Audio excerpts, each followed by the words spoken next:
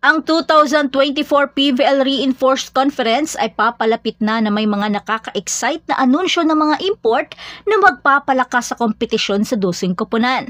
Ang mga pangunahing manlalaro tulad nina Elena Samoylenko, Kath Bell, Erica Stanton, Marina Tushuva, Zoe Fake at MJ Perez ay handa ng mag-init para bigyan ng magandang laban ang PVL Reinforced Conference, dala ang kanilang international na karanasan at kasanayan sa lokal na ralangan ng volleyball. Pero sino kaya ang mamamayagpag hanggang dulo? Unang ipinakilala si Elena Samoylenko at nagbabalik ito sa PLDT High-Speed Hitters matapos ang kanyang magaling na pagganap noong 2022.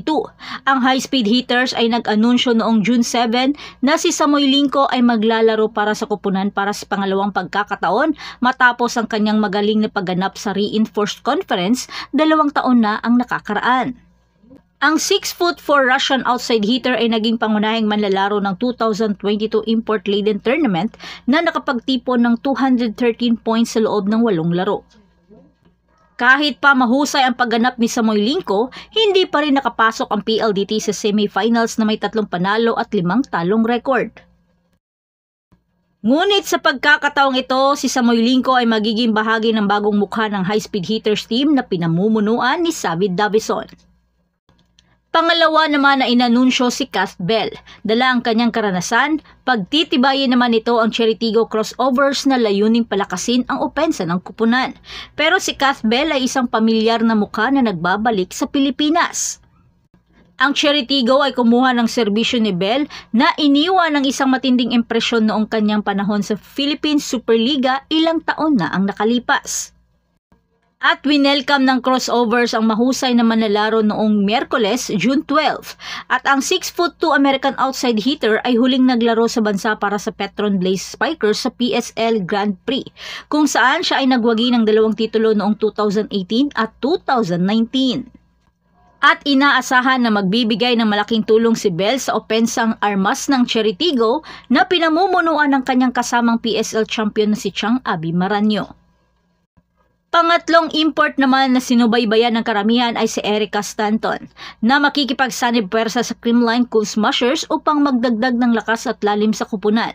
Ang Creamline ay naghahangad na makuha ang kanilang unang korona sa Reinforced Conference mula pa noong 2018 at dinala ng Cool Smashers sa Erica Stanton upang makatulong sa kupunan. Ang 6'1" winger ay naglaan ng 4 na taon sa Northeastern University Huskies sa NCAA Division I bago maglaro para sa University of Georgia Bulldogs. Pagkatapos ay naging professional si Stanton at naglaro para sa Finnish club sa Oriveden Ponnistus. At inaasahang magiging dagdag na lakas si Stanton para sa Cool Smashers dahil mawawalan muna ng isang core player ang Creamline dahil sa tawag ng national team tulad na lamang ni Gemma Galanza at Gia de Guzman para sa Alas, Pilipinas. As of now, okay naman kasi time lang talaga yung mapagsabi. Kasi very young yung import namin, so madaling maka-adapt ng sistema. Pang-apat na inanunsyo si Marina Tushuva. Siya ang unang import ng Capital One Solar Spiker na may international na karanasan sa club volleyball. Sa araw na nakakuha ng franchise ang pangalawang pick sa unang PVL draft, agad kinumpirma ng Capital One Solar Spikers ang kanilang unang import. Si Tushuva ay mula sa Russia at bagamat bata pa, mayroon siyang international na karanasan sa volleyball club na may mga karanasan sa France, Switzerland at kanyang sariling bansa sa Russia. Inaasahan ng Capital One na magdulot si Tushuva ng malaking tulong habang inaasam ng Solar Spiker na maiangat ang kanilang unang PVL conference kung saan sila ay nagtapos na may isang panalo lamang. Ang isa rin sa inaabangan ng lahat ay si Zoe Fake, ang manlalarong Greek na magpapalakas sa Chocomucho Flying Titans sa kanilang pagtutok sa titulo. Ang Chocomucho Flying Titans ay todo na ang pagpupursigi sa kanilang pagsungkit ng titulo matapos kunin ang Greek outside hitter na si Zoe Fake bilang kanilang import para sa 2024 PVL Reinforced Conference. Ang 25 years old na ito ay naglaro para sa Pittsburgh University at San Diego State University noong siya ay nasa kolehiyo pa.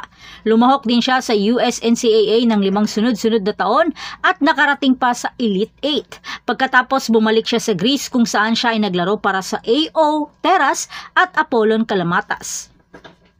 Ang sumunod naman na inanunsyo ay si MJ Perez. Siya ay dating FT Logistic Cargo Movers MVP na nagbabalik sa Pilipinas upang maglaro para sa Signal HD Spikers.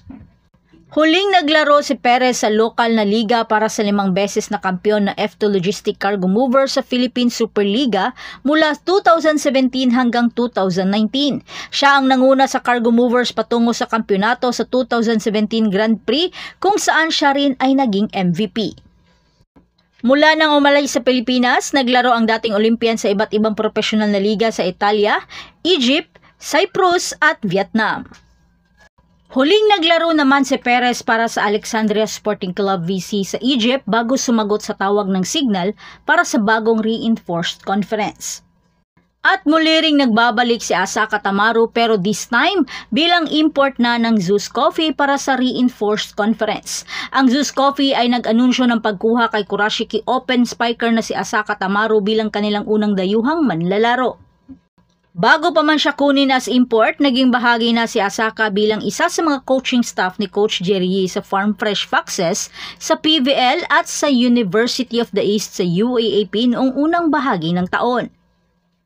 Siya rin ay naglaro ng mahalagang papel sa pagtulak ng Kurashiki patungo sa tagumpay sa kampyonato sa 2023 PVL Invitational Conference, kung saan siya ay tinanghal bilang first best open spiker. Sa pagdagdag ni Tamaru, umaasa ang Zeus Coffee na magkaroon ng malaking impact ito sa paparating na PVL Reinforced Conference. At iyan ang lahat para sa ating update ngayon. Manatiling nakatutok para sa iba pang mga balita mula sa mundo ng Philippine Volleyball. Huwag kalimutan mag-like, mag-subscribe at i-spike ang notification bell para hindi ma-miss ang mga susunod na video. Hanggang sa muli, patuloy na mag-spike at mag-dig sa ating channel.